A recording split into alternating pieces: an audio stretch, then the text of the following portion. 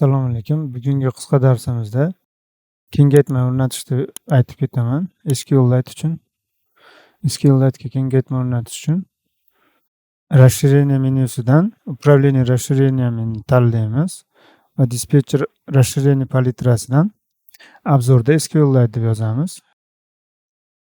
Shunda SQLite endi SQL Server Compact Toolbox degan kengaytma kelib chiqadi. Shuni o'rnatib olamiz.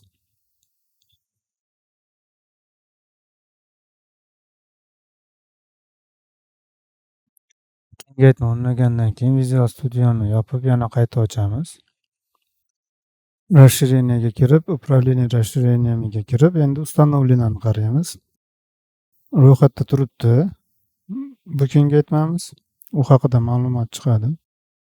Keyin обозреватель serverovga kirib turib, shu palitradan ko'k SQLite knopkasini ezamiz.